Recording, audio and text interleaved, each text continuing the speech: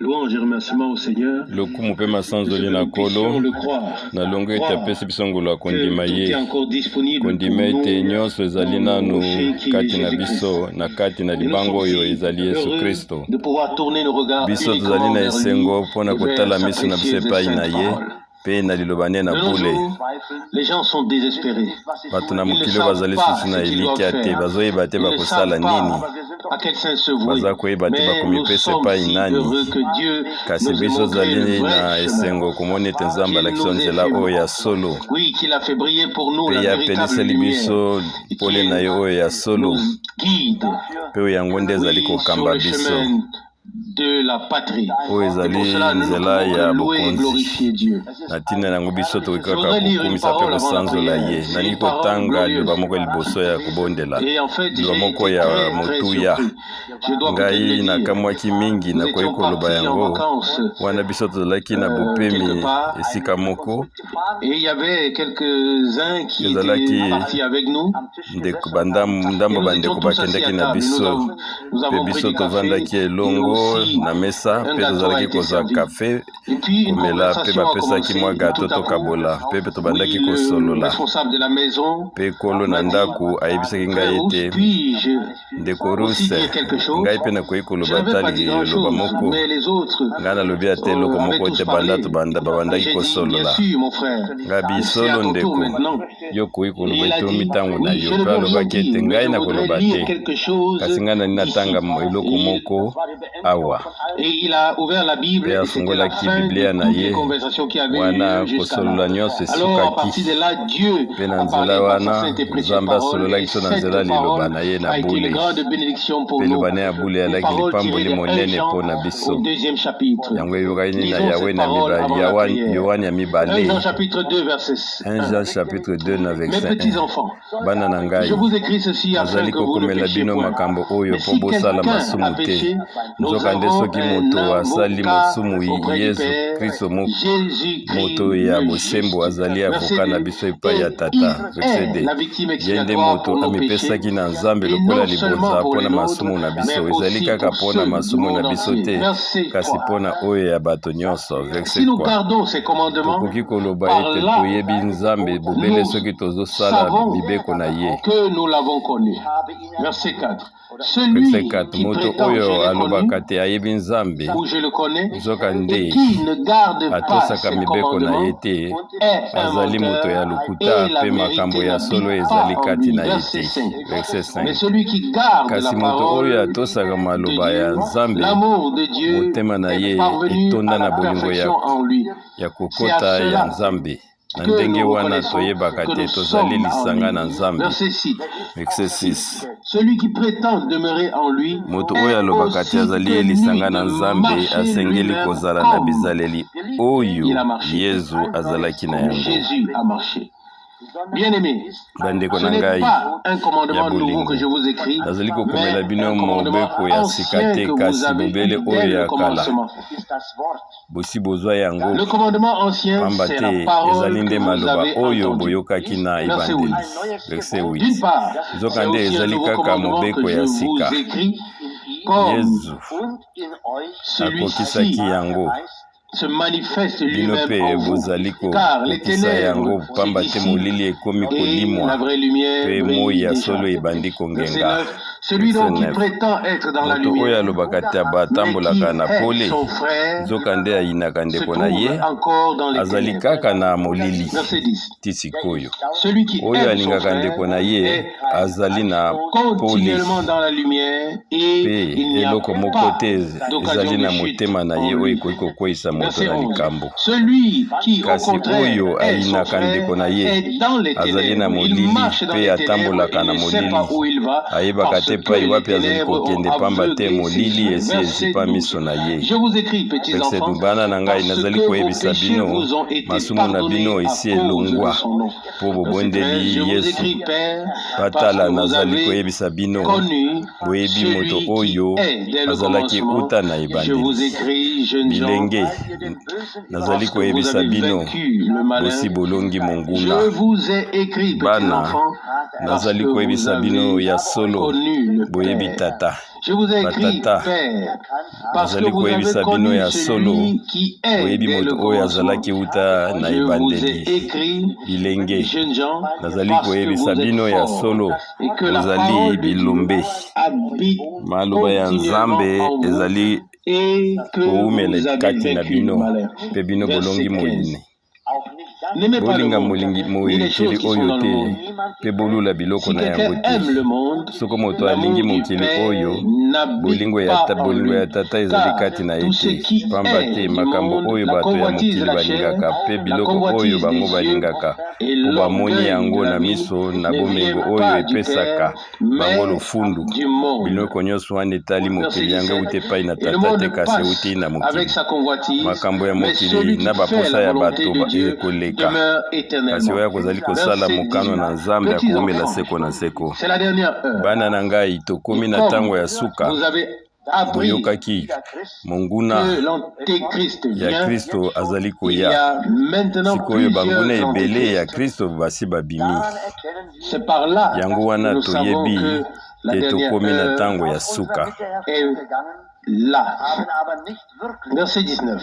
Ils sont bato sortis du yango milieu de bazalaki nous, mais bandeko na ils biso n'étaient te pas yango wana véritablement des batiki biso nôtres. Car soki s'ils avaient bazalaki été des mpenza nôtres, bandeko na ils biso seraient restés avec mbele nous. batikalaki na Mais kati na biso ainsi, ils kasi devaient être batiki biso mpo manifestes emonana polele qu'ils ne te sont pas moko te na kati na tous bango des nôtres. azalaki ndeko na Mais biso vous, vous nzokande avez bino reçu l'onction bino du bozwi Saint molimo et mosantu vous êtes en pleine mpe possession bozali na de la bozwi connaissance. nyonso ya boyebi Verset 21. verset Je ne vous ai pas 21 écrit soki parce que la nakomeli bino vérité vous est mokanda oyo inconnue, elakisi te mais ete au boyebi contraire, makambo ya parce solo que wana vous te la kasi connaissez boyebi et yango que vous savez epai ya aussi bato oyo balandaka qu'aucun yango mensonge likambo n'a moko son te ya origine lokuta dans la vérité. ezalaka kati na Verset solo 22. Qui est le menteur? nani azali moto ya lokuta Si ce n'est celui ezali qui moto nie oyo alobaka que na miso ya Jésus bato est ete loin yesu azali de Dieu. mesiya te C'est moto l'antéchrist yango azali qui monguna ya nie kristo ou mpo renie awangani le nzambe Père et le tata Fils. mpe mwana na ye Quiconque pamba nie te le moto Père oyo awangani n'a mwana pas non awangani plus. mpe tata Quiconque moto nie oyo le Fils andimeli n'a pas non mwana plus le Père et moto oyo andimeli mwana confesse le Fils andimeli mpe a tata aussi le Père. Verset 24. Ce verset que vous 24 avez yango wana entendu dès le makambo oyo commencement bosi doit boyokaki uta aussi na demeurer ebandeli en vous bobatela yango na continuellement. mitema Et si soki ce que bobateli vous avez makambo entendu oyo dès le bosi commencement demeure boyokaki en vous, uta na vous ebandeli demeurez aussi bino dans mpe le Fils et dans kozala le Père. libela Et lisanga na mwana mpe c'est tata précisément la elaka promesse kristo qu'il nous apesaki a faite, biso la vie yango oyo éternelle. tokozwa Verset bomoi ya 26. seko Je vous ai écrit ces choses en nakomeli vue bino makambo de oyo ceux mpona qui vous ete égarent. botalela Et bato oyo bazali kobungisa bino en ce qui vous concerne, kasi bino l'onction que kristo vous avez asi reçue de apesi lui bino demeure molimo oyo continuellement en ezali na bino vous et vous libela n'avez pas besoin boye qu'on bozali na vous posa ya mateya ya enseigne. bato te Non, pamba te mais molimo ya comme son kristo onction vous enseigne toutes alakisaka choses bino et qu'elle makambo est nyonso véritablement alobaka et n'est makambo point ya un solo mensonge, akosaka te demeurez en lui yango wana selon bosangana l'enseignement libela na qu'elle vous a kristo donné. ndenge molimo Verset na 28. ye Maintenant, mes petits elakisi bino enfants, ya solo bana demeurez na en ngai lui, afin bosangana que na kristo lorsqu'il libela paraîtra, nous bongo mokolo ayons ye une joyeuse akomonana tozala na assurance molende et que lors de son tokoyoka avènement, nous soni n'ayons te pas à na miso na reculer ye devant lui mokolo dans ye la honte. akoya Verset verset 29. Si vous 29 savez qu'il est boyebi te juste, ete kristo reconnaissez azali moto ya aussi que bosembo tout homme qui boyeba pratique la bosengeli justice koyeba ete est moto nyonso azali engendré kosala de makambo ya lui. bosembo azali mwana na Jusqu'ici, nzambe cette précieuse et sainte parole ti de awa Dieu. oyo ezali liloba ya bule ya nkolo Pour une prière tokoka commune. kotelema mpona kosambela biso nyonso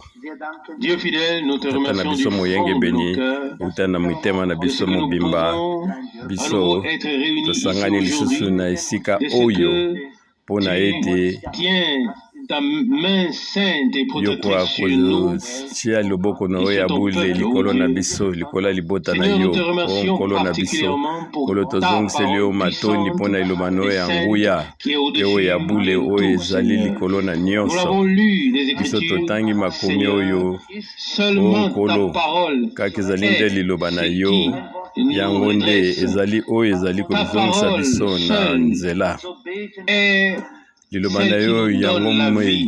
yango nde ezali Et c'est kopesa biso pourquoi bomoi nous t'adorons mpe et na louons ntina na ta yango biso ezali grâce. konetola Dieu nkombo na fidèle, nous te yo remercions mpe de ce que ta ngolu parole na est la yo vérité. topesi Tout yo le matoni reste mpo liloba na yo passera, ô ezali solo Seigneur, nyonso mais ta ekoleka parole o demeure nkolo kasi liloba na yo éternellement. kotikala Seigneur seko fidèle, na seko accorde-nous à tous la nkolo grâce de moyenge ebeli placer pesa notre biso confiance ou espérance uniquement dans ta parole, Seigneur, car nous savons que tout ce qui est humain, combien de choses sont de ce nombre dans nos jours, elles peuvent avoir l'aide d'être ta parole, mais Seigneur, nous savons que ta parole seule demeure, et nous pouvons examiner tout ce que nous voyons. Oh Seigneur, tout ce qui est dit à la lumière de ta parole, du fond de nos cœurs, nous te remercions de nous avoir donné ta parole par grâce et d'avoir fait briller une lumière sur nous. Oh Dieu, donne-nous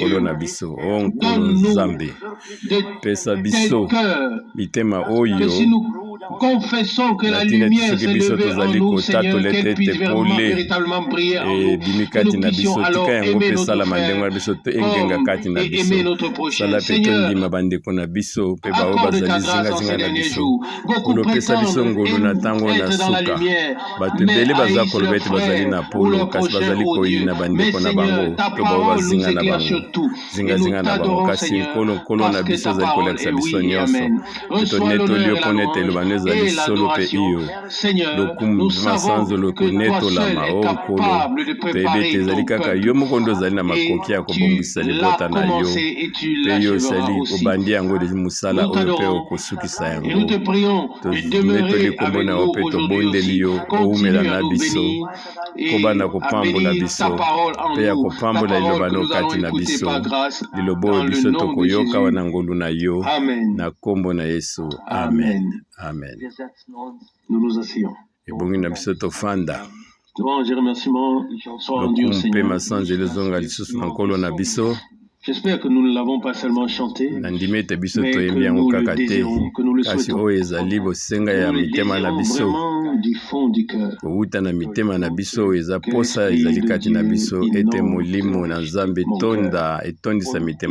Vraiment profondément et intimement.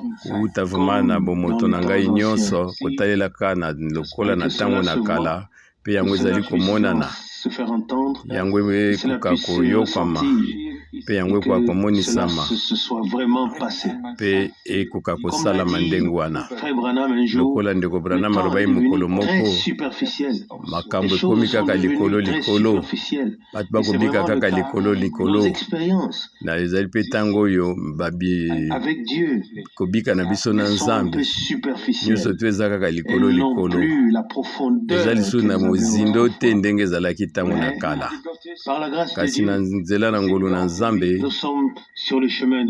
Nzambe azali kozongisa biso na nzela na ye azali kozonga na nzela oyo ya ebandeli oyo nzela oyo ya kala ya malamu esengo oyo azali komona lisusu azozimona kati na eloko moko ezangi boyebi ete onga nangi koloba solo kotalaka na molimo eloko moko ezangi ata bato baza kososola yango te kasi oyo nyonso ezangi biso Nzambe asi abongisa yango uta kala tosepeli ete ndeko na biso Rusi akoka kozala lisusu katikati na biso bango emonani ete bango bazali vraiment na nzoto makasi mpona bawuti kopema lokumpe masanzo lezonga na nkolo na biso mpe biso tosepeli komona bino nyonso awa oyo ezali esengo na biso na miso na Nzambe bino nyonso bozali koyawa mpona koyoka liloba na Nzambe awa biso tozali kaka te ntango nyonso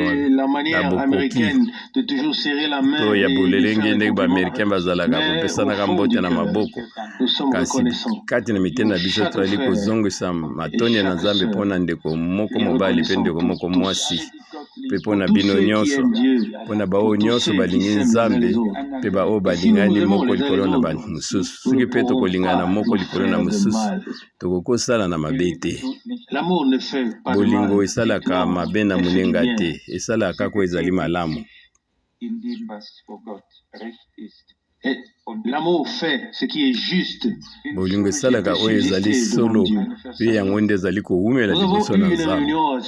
Tozalaki na lisanga moko kuna na Zurich mpe ndeko na biso ya Rusi azalaki wana soyons là aussi reconnaissants pe biso à tozongisaki Dieu. lisusu matondi J'ai na parfois nzambe pensé que frère pe Branham nazalaki pensait kokanisa ou ete ndeko parlait Branham un peu azalaki longtemps. kokanisa to azalaki Oui, koteya ça mouta durait molai souvent mingi ntango ye azalaki 2 heures ou koteya plus. ekosala ta ba Et 2 quand j'ai heures du temps regardé to le dimanche koleka dernier sur la pe montre, yengo eleki oui, ntango natali na environ montre na ngai exactement 2 heures et namoni demie ete s'étaient tozalaki écoulées. 2 heures eleki Et wana je me biso suis dit ozalaki en kaka moi, kosambela mon bon sang, ngabi oyo tu ne nzambe connais na plus ngai l'heure, nazoyeba susu ou bien le temps ngonga s'écoule te vraiment si vite pour kasi toi, to ntango ou ezali bien koleka as-tu mbangu du mal à mbangu dire ce qui doit être dit. mpe ngai nayaki na Mais les pasi gens koloba oyo ngai étaient sans nakokaki doute koloba bénis, je ne me peux pas bato le juger moi-même. bapambolamaki mingi Pour mpe moi, la nakoki parole kosambisa ngo était ngai moko te me nandimi ete grande, liloba ezalaki ya profonde. motuya Pour mpe moi, ya elle mozindo devient makasi de plus en plus mpe grande. mpo na ngai yango Dieu ezokóma est lisusu fidèle. Il a parlé, il na nous a révélé bozindo sa koleka parole comme nzambe on ne asololi l'avait biso pas mpe entendu avec afungoli biso liloba na autant de ye clarté depuis les lokola jours où il nous nanu a parlé. tomona yango te Et même euta dans le ntango na chapitre que nous bantoma venons tous de ata lire na maintenant, litangi oyo biso il totanga s'agit sasa ye toujours de la mpe parole. yango ezali kaka oyo etali Il est liloba dit au verset yango 5, ekomami na verset 5 ete mais celui qui garde sa kasi oyo parole, azali kobatela liloba na ye l'amour de Dieu bolingo na est nzambe ezali véritablement solosolo parfait en lui. na bonzambe nango nyonso kati na ye Nous l'avons souvent dit ici. biso toloba yango ntango Chaque nyonso fois que awa le Nouveau Testament ntango utilise le mot kondima na sika ezali la kosolola na parole ntina ou ete l'écriture, liloba ou to comme il est likomi écrit, to ce lokola terme yango désigne ekomami toujours wana l'Ancien ezali Testament. kolakisa ete tozongi na Et il n'y kondima a na qu'une kala seule façon ezali kaka na de lolenge moko ya savoir où l'on koyeba se trouve epai nini biso tozali et où kobika l'on se situe mpe dans le epai Nouveau nini biso Testament, totelemi na c'est nouveau d'appliquer testament la kondima na mesure de sika l'Ancien Testament. ezali kaka kozonga na oyo Vous ne ezali le kondima comprendrez na kala peut-être jamais totalement, ntango mosusu bino ou bokoki peut-être koyeba l'avez-vous yango te déjà saisi. mpe to ntango Mais mosusu na bino boyebi le fait yango malamu est te qu'au cours kasi des boyeba 3 ete premiers siècles, na il 3 n'y premiers avait siècle oyo eleki absolument pas de Nouveau Testament à wana partir kondima duquel na sika on aurait pu ezalaki te prêcher. na kati na yango Le moto Seigneur akokaki Jésus, tous les koteya apôtres, tous les hommes de Dieu, banda na yesu kristo bantoma mpe au basali 1er, na nzambe 2e, nyonso 3e siècle, na premier n'ont deuxième prêché qu'à troisième partir siècle de l'Ancien bango Testament. bateyaki kaka kowuta Le na Nouveau Testament kondimana na n'était kala pas encore là. wana kondimana na sika to nouveau testament ezalaki nanu wana te Oui, c'est ezali ya solo Athanase, un eza homme nde qui croyait en Athanase l'unité de Dieu et moto qui azalaki l'a kondima ete défendu nzambe azali jusqu'au bout moko lors du mpe concile ye de Nicée. abundelaki yango C'est ntina lui suka kuna na qui conseil a de Nice rassemblé les différents ye nde écrits qui asangisaki circulaient bakomi parmi les nyonso ezalaki assemblées kotambola na et bamangomba les a réunis mpe pour asangisaki former yango le esika canon moko du Nouveau mpe Testament. asalisaki ate Et ce kondima n'est na sika qu'ensuite ekoka kokomama qu'il y a eu un Nouveau na nsima Testament na tel yango que nous nde l'avons kaka na aujourd'hui. nzela wana nde tozwi kondima na Nous nous sika oyo tenons eza sur lelo 2 pieds, biso sur totelemi na l'Ancien makolo et sur mibale le Nouveau na Testament. kondima na kala mpe na Nous kondima avons na sika l'Ancien pour savoir tozali na ce que kondima Dieu na kala a mpo na promis, koyeba et nous avons bilaka le na Nouveau nzambe pour voir mpe et kondima na sika mpo reconnaître na comment komona Dieu a mpe koyeba ndenge accompli nini ce nzambe azali qu'il a dit. kokokisa bilakano ya ye Et alobaki nous évaluons les deux de la mpe même tozali manière. L'un kotemisa ne peut nyonso pas na être lolenge moko séparé de okoki l'autre. kokabola moko likolo na L'un mosusu te est lié à l'autre. yango ekangami moko Pour ekangami nous, likolo na mosusu tout est la parole de mpo na Dieu, biso l'Ancien liloba et le na Nouveau nzambe Testament. nyonso Mais vous savez bien qu'il y a ancien beaucoup mpe de nouveau croyants testament pour boyebi qui ete la bandimi parole de mingi Dieu mpo commence nete avec Matthieu oyo chapitre 1 et pas bandimaka avant. kaka C'est ainsi. Matthieu chapitre Et 1 parmi to la nouveau plupart des testament croyants, oui, mpe peut-être bandimi ebele les sommes qui bango sont kaka assez bandimaka bons kaka à lire, batangaka mais kaka c'est terminé kondima après. na kala me sikoyo esuki Non, la ezali parole ndenge de wana Dieu te commence liloba na nzambe avec le ezali premier kobanda verset de la Bible et na se verset termine ya avec les liboso na 6 bible derniers kuna na versets de la genèse Bible. mpe ezali Et kosuka na dernier l'ensemble verset kuna na forme apocalypse une mpe unité nyonso tu harmonieuse. ezali oyo Les boyokani prophètes et les moko ya apôtres malamu ont été bantoma inspirés et basakoli poussés mpe par le bantoma même bango esprit. Ils batindamaki ont na molimo parlé moko et wana écrit et nous balobaki mpe avons bakomaki alors affaire à Dieu mpe wana et ezali à sa kolakisa ete parole. ezali nde nzambe Mais azali kati ya likambo wana lorsqu'il mpe na liloba s'agit, na ye kasi ntango comme il est écrit ici par exemple, celui etali qui pêche lokole komami awa oyo azali nous n'avons kosala rien à voir lisumu avec l'arbitraire. wana biso Nous nyonso devons biso ouvrir le registre des péchés na de la ntina loi. te ya kotala La masumu oyo ezali connaissance du péché katikati vient na de mobeko la loi. Le lisumu jugement et ezali tout kowuta cela, na mobeko ça ne peut wana pas moto être ayebaki autrement. mobeko Il n'y a mpe pas d'autre moyen. kosambisama Et quand ekokaki nous avons kozala te compris soki que mobeko le ezalaki te péché biso est tososoli une ete transgression de la biso loi, toyebaki lisumu alors ete nde lisumu ezali je kokwesa crois que vous le comprenez, oui, n'est-ce ya pas? mobeko na bandi bozali kososola J'ai lu ngai dans Romains natangaki chapitre 3, na baroma chapitre 3 c'est le chapitre qui donne un aperçu oyo très chapitre oyo ezali large kolakisa biso na et mozindo na très yango profond mpe na mozindo de na ce yango monene que na Dieu yango oyo nzambe a promis. alakaki Ici, il est parlé de la awa circoncision, ekomami de ete la ya véracité de Dieu kokata na et du ngenga fait que tout homme est un menteur et que ete Dieu nzambe azali seul solo moto nyonso ali est mokosi vrai kaka nde et nzambe juge. ye moko Et azali puis, solo bien mpe sûr, mosambisi ya solo il vient le verset 9 mpe verset 9 et ye elobi ensuite ete au verset 20, il mpe est na dit, verset 20 Romains 3, elobami verset 20, Romains car 3 nul ne 20 sera justifié mpona ete moko devant Dieu par les akotelema œuvres te de la loi, liboso na nzambe na car misala na ye c'est ya par la loi miboko que vient mpona ete la ezali na nzela ya connaissance du mibeko nde péché. Et boyebi ya ensuite au masumu verset ezali 21, koya na et verset maintenant, 21 sasa sans la ete loi, soki mobeko est ezali te manifestée la justice de Dieu oyengebene na nzambe ekokai à komonisa mati laquelle na nzela na yango rendent témoignage ozali la loi kotatola ete et les mobeko prophètes. Voyez-vous de mpe quoi il s'agit? basakoli À laquelle rendent na nzela témoignage na yango la loi litato ezali et les prophètes. kopesama Verset 22, la justice de mobeko Dieu mpe par basakoli la foi en Jésus-Christ oyo ezali boyengebene ya manifestée nkolo na pour nzela na tous yesu ceux kristo qui yango emonisami mpona croient. baoyo nyonso bazali kondima Amen. amen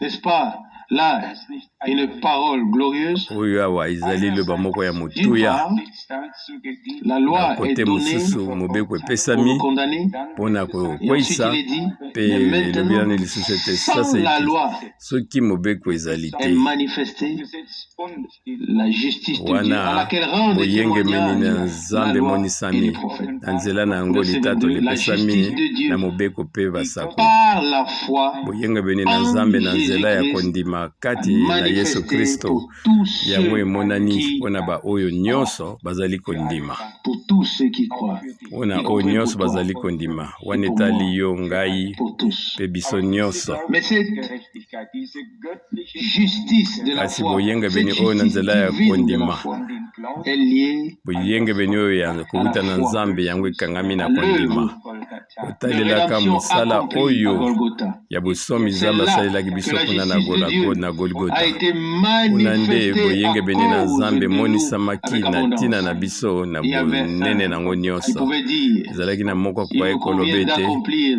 toute ebongi ete justice. Matthieu 3, tokoka verset kokokisa 15. na boyembeni nyonso Matthieu 3 verset Si nous 15 prenons justement cette soki déclaration tozwi litatoli qui est en oyo rapport avec son baptême oyo dans ekokani l'eau, alors je vous ekangami demande na aujourd'hui, libateli qui s'est fait libatisi kati na baptiser? mai Lui qui écrit, yesu kristo toute la foule, ye les publicains amibatisaki et azwaki les pécheurs sont libatisami ye venus et se azalaki sont fait kristo baptiser. mpe Luc chapitre 3, misusu verset 2. Les bazalaki pharisiens, kozwa d'un autre côté, ont rejeté libatisi Luc 2:3 pour eux le bafarisien bango conseil de Dieu en ne babwakisaki se faisant pas baptiser. oyo Luc toli na chapitre 5, nzambe verset na 30. koboyaka Notre Seigneur kozwa libatisi Luc est 7 na verset entré dans 30 l'eau nkolo na avec biso tous les akotaki publicains et les pécheurs. na mai na Et il bamasumu s'est fait baptiser. Il s'est bato placé nyonso au milieu de masumu tous ceux bapublicain na bamisusu qu'il venait ye azalaki racheter. kati na Il s'est baoyo fait nyonso to un bazalaki de koyeba nous. Il asombaki est bango devenu semblable ye à nous. Et akomaki il dit, moto lokola il biso nous convient mpe d'accomplir ye toute alobaki justice. ete bongi na ngai nakwa kosala Il ezali y avait malamu là des péchés, des ezalaki pécheurs en wana grand na bato nombre. Et ya voici masumu le saint ebele et le mpe tala ye pur. to azanga Et masumu oyo azali buli il a pris ce ye chemin avec azwaki eux, nzela wana ce na bango chemin elongo de la justice divine oyo pour nzela ya payer bosembo na le prix nkolo à la fin mpona na de suka son kofuta parcours. et arracher pri oyo à ya Satan makasi tout na ce qui nsima est mosala na ye destiné à mpe nsima ye contempler la gloire abotamaki de Dieu. abotolaki nyonso Qui epai na d'entre nous satana peut po nete comprendre tomona que Dieu nkembo ait na saisi nzambe un tel chemin soki biso tokoki koyeba ete qu'il l'ait nzambe ye azwaki emprunté? nzela wana mpe alekaki Nous na aurions nzela wana certainement choisi mpe un wana plus elingi beau kozala chemin ete biso si tokokaki nous koleka aurions kaka été na Dieu. nzela wana Mais oyo nzambe alekaki. oui, nous aurions choisi un chemin de rédemption sans soki Gethsemane, ezalaki sans biso Golgotha, tolingai topona sans la couronne tokende epai na d'épines, sans nkolo rien. Nous konyokwama aurions te choisi le batia plus beau biso chemin. bakurone Mais epini non, te Dieu était tolingai juste. koleka place Il ya avait pasi prononcé te la malédiction. kasi nzambe Et il a azalaki sembo suivi ye la moko apesaki elakelaki transgression. mabe Oui, les mpe ye épines et les moko ronces ont akomaki envahi la elakelami terre. mabe mpe Et oyo la nyonso couronne to d'épines a banzube été placée sur ezalaki sa tête pour montrer banzube ezalaki aussi de kosala manière biso pasi extérieure, ye amemaki c'est awa na moi motu na qui ye prends sur moi la ye amemi malédiction. yango kolakelami C'est mabe moi nyonso oyo ye amemaki qui yango ôte kaliko le péché na du nzoto monde. na ye C'est moi mpe aloba qui ete ngai nde apporte nazali l'expiation. kolongola masumu Amen. na mokili ngai nde Croyons-le nazali maintenant komema de tout pasi cœur. nyonso na Croyons mokili que la justice de tondima Dieu, yango la na mitema na justice biso divine, ete ni la tienne ni boyengebeni la na mienne, nzambe mais ezali la ya ngai ya justice de yo Dieu, te kasi boyengebeni euti croyons epai na nzambe tondima yango qu'elle a déjà été tondima ete attestée par la nyonso loi tu yango et les ekokisami na prophètes nzela ya et mobeko a mpe été révélée. basakoli À mpe savoir, yango comme il est dit au verset emonisamaki 22, la na koyeba justice ete na de verset Dieu 22 par la foi en boyengebeni na nzambe na Jésus-Christ nzela na yesu manifestée pour kristo tous yango ceux qui emonisamaki mpo croient. na biso nyonso Amen. bandimi amen. Oui, ce n'est pas seulement ça, ezali kaka lolenge mais wana te elle kasi yango est à la portée de tous. ezali nzambe Elle apesi est yango à mpona la portée de tous. na Elle bato est à la nyonso portée de ceux qui croient. ezali na porte ya Oui, bato c'est pour nyonso eux. bazali kondima ezali mpo na Et bango pour revenir à cette parole, mpe so toyei kozongela na liloba c'est oyo la dernière totangaki partie qui m'a le plus interpellé, bien que ezali liloba chaque na verset suka yango etutaki pourrait ngai être ata ete abordé. verse moko nyonso tu ezali na motu ya mpe Verset tokoki 28 kotanga de yango 1 Jean chapitre na 1 2. Jean chapitre verset 2 na verset 28 na Et verset maintenant, 29 petits enfants, mpe sasa ye mpe bana demeurez en lui, bowumela katikati na afin ye que na ntina ete ntango lorsqu'il se révélera ou ye lorsqu'il akomonisama paraîtra, to ntango ye nous akobima ayons une joyeuse assurance akomonisama tozala na et que esengo lors de son avènement, ete ntango ya nous boyei na ye n'ayons pas à reculer biso devant lui tokoka kozonga na soni te dans la liboso na honte. ye amen. Ici, awa l'apôtre Jean toma polo a parlé du retour du Seigneur azalaki kosolola na ntina bozongi na yesu kristo et du fait que nous devons être prêts. wana ete azoloba ete bongi na biso tozala deja bamibongisi mpo na kokutana na ye Oui, que nous n'ayons pas à devoir reculer, biso tokoka mais kozonga nsima que nous te puissions le rencontrer. mpe biso tokoka nde Oui, que kokutana nous na ye n'ayons pas à devoir reculer tokoka kozonga avec nsima honte, te mais na que soni nous puissions aller kasi biso joyeusement à sa tokende rencontre. na esengo Que nyonso Dieu kokutana me na ye l'accorde. tika ete Dieu nzambe nous asala biso l'accorde ngolu tous. apesa biso yango Car yango nous ekomela savons biso mponi que tondimi ete c'est la fin qui sera ezali couronnée. nde na suka nde tokozwa motole na biso amen. Maintenant, petits enfants, sasa epi bana vous savez, bino boyebi ete lokola yango écrit que Jean a ekomami parlé ete des derniers temps. Il yawe a dit, c'est la yohani dernière asololaki na heure, ntango na comme suka vous le alobaki savez. tokomi na Il a ntango na parlé de suka lokola l'antéchrist qui bokomi paraîtrait, alobaki de l'onction tina motelemeli qui kristo viendrait sur les akomonisama croyants, mpe molimo de la oyo vérité ekoyela qui na est bandimi en nous et du mpe oyo fait ezali solo qu'aucun ezali mensonge kati n'a na son biso origine dans la mpe koyeba vérité, ete et ainsi de kokosa suite. moko Mais te tout à la ezali fin, kati na il solo vient au cœur mpe et na dit, mbala et moko yango maintenant, ezali et koya na maintenant. miteme mpe yango Comme olobi si vous voulez ete dire, sasa yipi juste avant le sasa yipi retour du Seigneur, olobi petits ete enfants, liboso quand ya le boye na moment yesu approche, kristo quand bana na vous ngai remarquez que les ntango bino choses bokomona qui ont makambo été ekomi annoncées pembeni s'accomplissent ete et makambo que oyo vous savez etatolamaki que le yango retour du ekomi Seigneur, kokokisama boyebi oui, ete boyei na approche. yesu kristo ekomi Et pembeni maintenant, mpe petits sasa enfants, yipi bana demeurez en lui. bokoka kowumela Verset katikati na ye 28. na Amen. verset 28 Oui, comment pouvons lui kasi demeurer ndenge en nini lui? biso Comment tokoki pouvons-nous kowumela demeurer en katikati lui? na ye ndenge nini biso Si tokoki vous demeurez en moi kowumela et que kati na mes ye paroles soki demeurent bino en vous, bokowumela ça c'est le kati na nga verset mpe 7. maloba na Oui, ngai ça ekomela c'est la kati na connexion. bino verset Personne ne peut 27 demeurer en lui et se moto tenir moko en te dehors de la akoki parole. C'est kozala impossible. kati na ye Celui mpe qui azala demeure libanda en na lui liloba liloba oyo azali kati na ye ye azali kowumela kati na liloba na ye. Na verset 28 pesa sayivi bana na ngai bowumela kati na ye na ntina ete mpo nete ntango ye akomonisama tokoka kozala na elikya eke ntango ye akoya ya boyei na ye biso tokozonga nsima te na soni. Ce qui importe, c'est que le Seigneur ne se contente pas seulement de le mettre dans nos cœurs, katikata na mitema na biso kasi ye alakisa biso makambo oyo ete tokoka kozala bato bamibongisami mpo na bozongi na Yesu Kristo. Tozala kaka bandimi te kasi tozala bato bamibongisami netola miso na biso epai na ye mpe tokoka kozela bozongi na ye na ntina ete tokoka kozonga te liboso na ye. Tokoyetu wana tozali na soni na verset 29 oyo suka soki boyebi te ye azali sembo ete nzambe azali sembo bokoka kosoyeba ete moto nyonso azali kobika na solo ye abotami kowuta na Nzambe. Amen. To abotami kowuta na Nzambe. Ezali mpe na verset 6 ezali yango mpe ebongi na biso ekota na mozilo na katikati na biso oyo azali koloba ete azali kowumela kati na ye ye ebongi na ye mpe atambola ye mei lolenge moko ye atambolaki. Amen. Biso tozali nzela eza nano molai liboso na biso solo tozali susu na mwa kotambola bapa eza na biso ya kosala toyebi ete ezali makambo ebele liso Nzambe fasa na bomoi na mpe na bomoi na ngai kasi liboso na wana totangaki tolobaki ete ebongi na biso towumela kati na ye na ntina ete tokoka koyoka soni te ntango ye akoya. Mpe elobi na verset 6 oyo azali koloba ete ye akowumela eloko moto azali koloba ete ngai nawumeli wana kokanisa yango ezali na ntina moko te na eloko oyo ezali ya solo oyo azali kokanisa ete azali kati na ye ye mpe basengi atambola lokola ye moko nkolo na biso atambolaki. Amen. Mpe yango ezali kobeta biso nyonso yango esali te biso so tokoka komikwaya liboso na elongi na nkolo mpe yango ezali kokitisa biso na putolu mpo nete nkolo alobi yango nde ekoki mpe kosalama lolenge wana.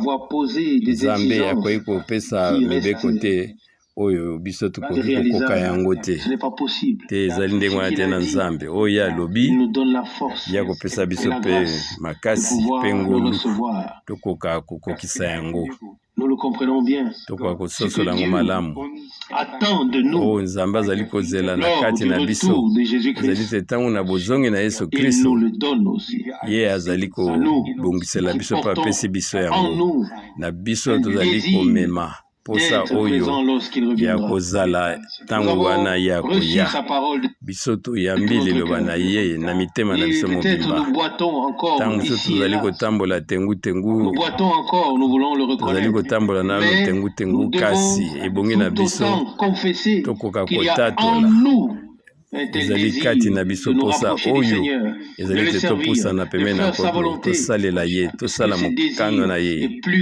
mpe posa oyo ezali koya so makasi katikati na biso ezali koya lokola nano ekokisama te mpe kotalelaka makambo oyo nyonso ya libanda wana ya solo ezala malamu to etelemeli biso kasi Abraham azalaki kotala makambo nyonso oyo wana ezali biloko ya pamba mpe mpo na ye biloko wana ezali na bomoi te ye azalaki kotalela kaka oyo apesaki elaka mpe azalaki kotalela kaka monoko na Nzambe liloba na Nzambe mpe aza komona yango nde ezali solo soki biso ozali mokitambo na bakitani na Abraham tokoki komona ete makambo nyonso ezali zingazinga na biso yango ezali biloko kutu ezali komonana te kasi biso totala kaka oyo Nzambe alaki biso lokola soki yango nde ezali na bomoi oyo akoki kokanisa ete ye azali kowumela katikati na ye yango biso nyonso tozalaka na makanisi na biso tozali kokanisa ete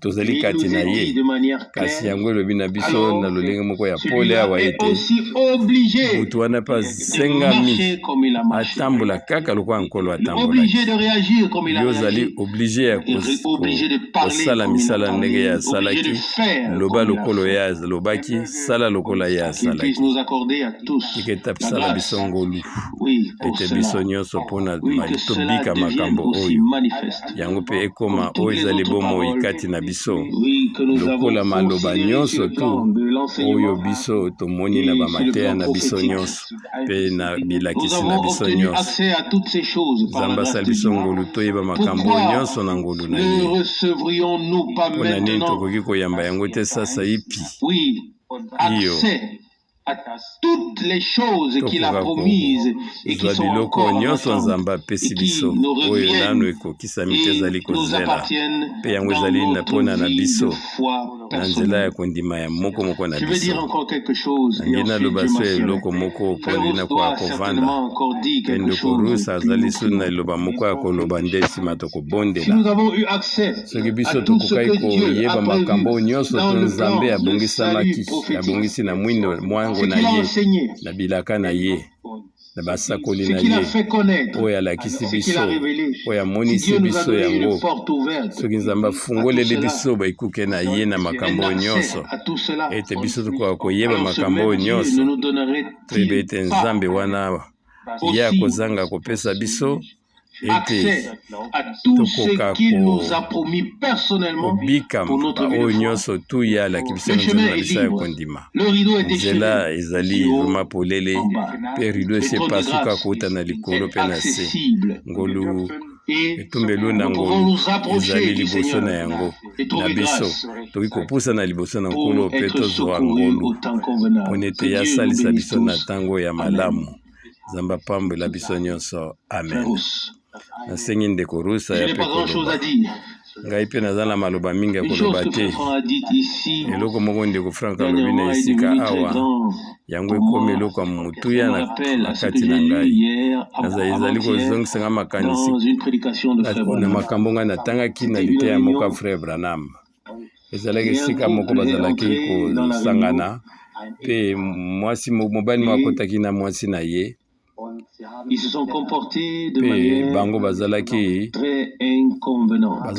kosala mobulu na katikati na lingomba mpe bango baderangeaki vraiment lingomba kosangani koyangani wana ete bato nyonso babandaki kotala kaka bango mpe ndeko Branham azalaki kokanisa ete eloko nini ekoyaka ikoleka sasa ipe awa qu'est-ce qu'il faut faire? Ngai nakoki kosala nini? Et l'esprit de Dieu lui a dit, molimo na Nzambe lobaki na ye sous ton pouvoir. Bango nyonso bazali na se ya bokonzi na yo. Tout ce que tu diras, oyo nyonso yo koloba sasa ipi yango ekokokisama na bango na bomoi na bango. Qu'est-ce que cet homme de Dieu a fait? Kasi mpona biso eloko ni Nzambe moto na Nzambe asalaki. Bandi boyebi yango bino nyonso. Oui. Oyo ezali sembo ya yokelaki bango mawa ya akati na ye azalaki na sentima moko malamu lokola Kristo mpe alobaki lokola biso nyonso tozali kobungaka mpe moto na Nzambe alobaki te nalimbisi bino. C'est la parole comme nous l'avons entendu. Ezali liloba lolenge moko biso toyoki na 1 Jean 2 na verset 6. Celui qui prétend demeurer en lui est aussi obligé awumeli kati na nkolo azali na nkolo ebonge te yatambola lokola nkolo ye moko atambolaki mpe motuya motuna oyo eyaki mpe likolo na ngai nalobaki ngai nakoki kosala soki ezalaki ngai na makambo ya boye ngai nasala nini eske ngai na ngai namemama ndenge nini eske ngai na ngai nasala lokola moumbu na Nzambe mosali na Nzambe asali akokaki koloba eloko mosusu kolo alobaki na ye oyo nyonso koloba na ye yango ekokokisama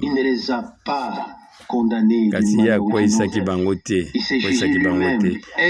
ye moko amonaki ete ye moko aza moto akoki te ye moko amonaki ete ye moko na miso na Nzambe akoki te ye moko amonaki ete ye moko azali moto asalaka mpe mabunga mpe nsima eloko moko eyaki kati na ye Nzambe ekitaki likolo na ye mpe boye Nzambe ekitaki likolo na lingomba mobimba oyo ezali ya motuya mpe yango esalaki ete nakoka kokanisa mingi lokola litangi oyo ya suka ndenge ndeko atangi yango nga mpe nakanisaki yango mingi tika ete Nzambe apesa biso nyonso ngai mpe yo ezali kaka te yo tanga yango kaka boye na bomoto esengi kaka te yo koka kolobaloba yango kasi yango ekongi ete ekoka kozala poso ezali kati na biso ete tokoka kobika ya lolenge wana tokoka kotambola lokola ye nkolo na biso atambolaki ye nkolo na biso mpe na biso moko toyebi tokokoka te soki ye asungi biso te ebongi ete ye asunga yo asunga ngai asunga biso nyonso kasi toyebi ya solo ete moto moko te asengeki akoka komizonga nsima to alemba te to te ngai nakoki te to ya kosalisa ngai te ye alaki biso ya kosalisa biso ete ye akozala na biso ye akosunga biso nyonso. Amen. Nous devons laisser nos pensées reposer derrière nous. Je crois que frères et sœurs, il faut alors voir sa gloire. Alors, il se révélera à nous, car nous sommes ici. Nous ne pouvons même pas prendre quelque chose de nous-mêmes. Nous ne pouvons même pas prier comme cela devrait être s'il ne nous aide pas, s'il ne nous soutient pas. Mais louanges et remerciements, nous pouvons prendre courage. Nous savons que c'est la dernière heure et c'est ce que dit la prophétie. Oui, et comme vous avez appris qu'un antéchrist vient, il y a maintenant plusieurs antéchrists. Verset 18. Jean a mikolo azali sasa hivi batele mikolo bazali ebele Yohana amonaki yango na ntango na ye mpe tokoki koloba nini na ntango na biso bandeko basi mpe mibali tozali komona ete oyo ezali poli oyo ezali solo batelemeli nkolo bazali ebele mpe moto nyonso azali kondima liloba na Nzambe te na mobimba na yango kondima na kala mpe kondima na sika ye azali motelemeli ya liloba ye atelemeli liloba na Nzambe kasi biso tolingi tozala na liloba nyonso mpe ndeko na biso asi alobi yango totelemi kaka na likolo moko te makolo na biso mibale ezali na se ancien mpe nouveau testament yango ezali liloba na ye mpe ezali na esika wana nde biso tovandi mpe tolingi tozala kobika yango mpe na ntango nyonso lokola ndeko alobi yango ete liloba yango elobaki oyo mobeko ya kala ezali liloba oyo bino boyokaki na verset 7 yango ifo ewumela kati na biso mpo ete soki Nzambe apesaki biso yango te na nzela ya ngolu na ye ngai tozala na libiki wana te kabiso na posa ya kolemba te toza na posa kokweya te ebongi na biso tetelemisa mito na biso mpa biso toyebi te liseko na biso ekomi pembeni ye azali koya mpe soki ye wana kokai koloba yango ete bilembo na ntango ya suka ezali deja komonana wana komona ete suka ezali wana tokoki koloba nini na ntango na biso tozali komona na pole nyonso ete ngai nasololaki na ndeko moko mpe alobaki na ngai na ye ngai namonaki mwa eloko moko mpe namonaki ete baoyo nyonso basangani na bomoko ya bakonseil ya bamangomba mangomba nyonso wana ebanda babanda na bapentecote nyonso bango basangani ngai nazali na buku wana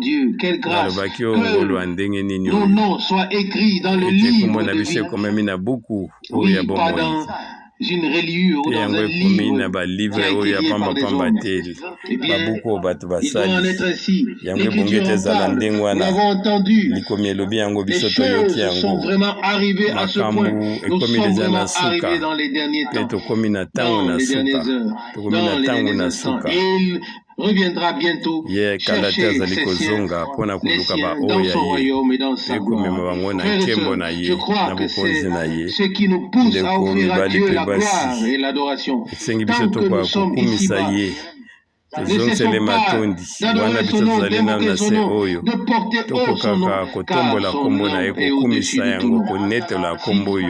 Oui, quand tous les autres noms disparaîtront, s'effaceront, celui de Jésus demeure. Louange et remerciement. Et c'est ce que Frère Franck a si précieusement dit à Zurich. Beaucoup tiennent le nom de Jésus, oui, de manière élevée, mais c'est un fait. J'ai pu le constater ces derniers jours, mais demandez-leur une fois qu'ils soient baptisés dans le nom de Jésus-Christ. Alors ils se mettent en colère, alors ils ne savent plus quoi faire, alors ils commencent à s'énerver.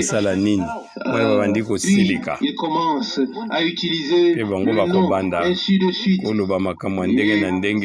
ça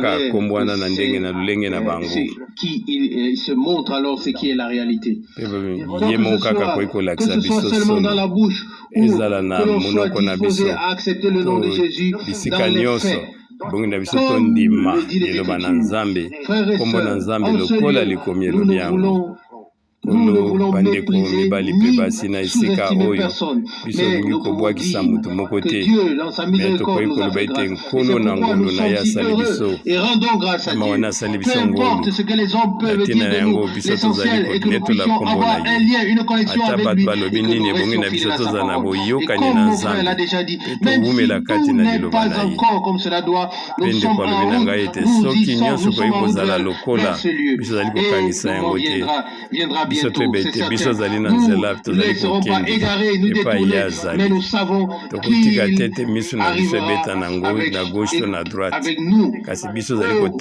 Gloire à son nom. Ainsi ne voulons pas ajouter une prédication, mais je crois que nous prendrons à cœur ce que nous avons entendu. Il ne doit pas toujours s'agir d'une grande, longue prédication, mais d'une parole courte. Si nous la prenons à cœur, si nous la serrons et si nous la laissons traverser l'esprit, une fois de plus, alors nous serons bénis. Et je crois que sa parole est bénie et que quiconque croit véritablement sa parole, nous recevrons la bénédiction de Dieu. Louange et remerciement à son nom. Amen. Maintenant, nous voulons adorer. Levons-nous. Nous sommes libres. Oh Dieu, de tout cœur, je te remercie pour ta précieuse et sainte parole. Bien-aimé Seigneur, tu nous as imposé une obligation de marcher comme tu as marché. Si nous t'avons et si nous prétendons demeurer en toi, tu nous as obligés de marcher comme tu as marché. Seigneur, à la croix, tu t'es exclamé, Père, pardonne-leur, ils ne savent pas ce qu'ils font. Tu as révélé un amour divin parfait. Seigneur,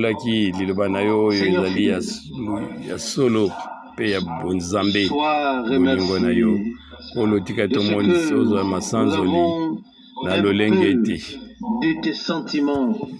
oyo ezali bomoko na yo ezali katikati na biso mpe na bomoto na yo mpe evandi kati na biso ata na mwa moke mpe toyebi ata na moke tozali likolo na baposo ezali kati na yo tobondeli yo nkolo tika ete yo okomisa yango monene kati na biso mpe etondisama mpo na lokumu mpe masanzoli ya kombo na yo amen. Tata na biso ozali yo likolo lisusu elanga tozali kozongisela yo matondi mpo na nzolo ntango na ngolu zongisa matondi mpo na lilobano na bulu oyo sololi na biso tika te yango ekoka kokokisama ezala lolenge wana biso tokoka kotambola lokola yo otambolaki kolo tika ete liloba oyo ezalaka koetangami pamba te kasi posa na biso ezala ete tokoka kotambola lokola yo otambolaki onkolo sala biso ngolu ezala kaka tokoka koloba wana esengi biso toloba lokola yo olobaki onkolo nazongiseli yo matondi mpona bandimbola nyonso oyo opesi biso ezali kati na liloba na yo lokumu masanzoli mpe tobondeli yo nkolo yo wumela na elongo na biso ata mpona poso ntango bandeko bakoya ntango bato bakoya na bikouta bisika nyonso nzambe yo pambola yo moko solola na bango na nzela liloba na yo oyo biso tozali na posa na yo toza na posa ya makomi oyo otikelaki biso otikelaki mpona libota na yo merci nkolo mpona biteya nyonso epesameli malakisi nyonso ya mosakoli na yo mpona makomi nyonso ya bule mpona nyonso wana biso tozali kaka kozongisela o matondi masanzoli na nkombo na Yesu. Alleluya, amen.